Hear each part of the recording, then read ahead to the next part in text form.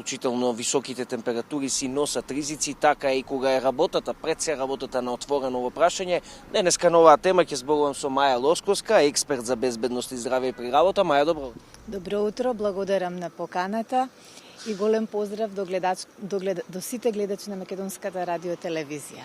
Благодарност и до вас за присуството да зборуваме за оваа тема. Летните горештини носат ризици пред се за работниците на отворено.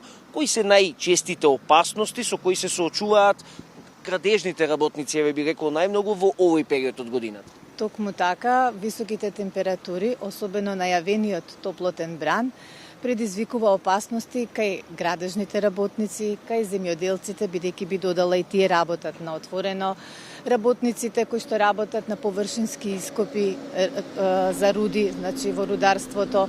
Исто така сите оние извршители, би рекла, на тешки физички дејности, при што работат изложени на сонце, значи немаат пристап до сенка и немаат пристап до да се разладат до разладени климатизирани простори.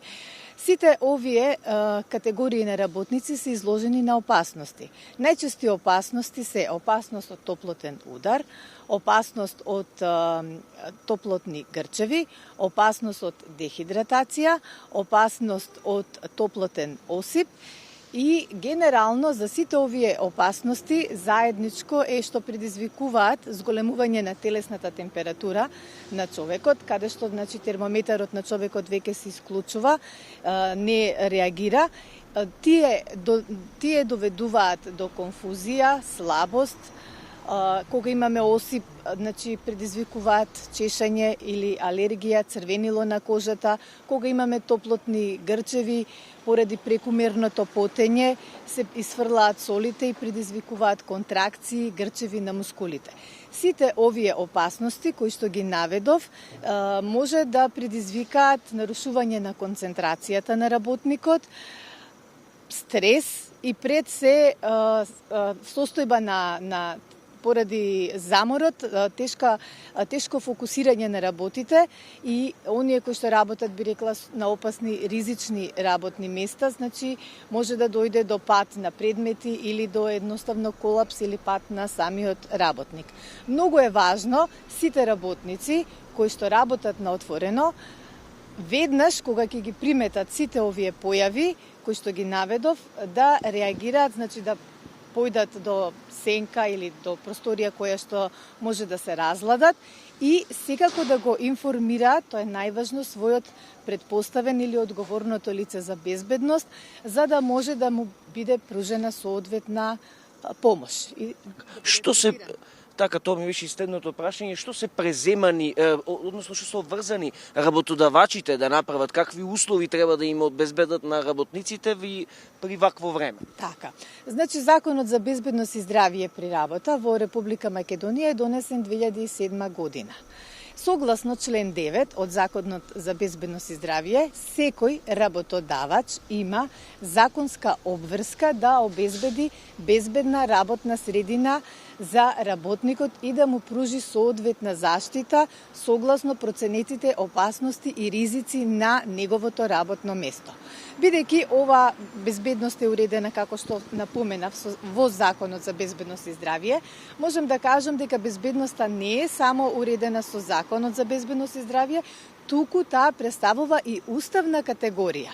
Согласно член 32 од Уставот, секој работник има право на заштита при работа. Поаѓајќи од ова, би додала дека за да работникот кој што работи на отворено биде заштитен, мора работодавачот прво и најосновно да го информира работникот. Значи да го информира за топлотниот бран, да го информира за појавите кои што ги напоменав претходно, кои што може да настанат, топлотниот бран што ги носи и со што се манифестираат, како да ги препозна и како да се справи во такви ситуации. Понатаму треба да го обучи работникот за безбедна и здрава работа. Во вакви услови, кога се зголемени температурите, обврска на работодавачот е да ја организира работата. Значи тој прави план на работата. Тешките физички работи може да се извршуваат наутро, кога се пониски температурите, а попладне да се организираат или после 17 часот дополнително, значи, другите работи. Како и да е, треба да направи исто така и ротација на работниците и нормално секој работник пред се треба самиот да биде запознат со сите овие опасности и самиот прво и основно да се заштити. Први сами да знаеме што треба да направиме? Токму така, да, токму така. Ај ви благодарам многу на овој разговор и на советите, се разбира.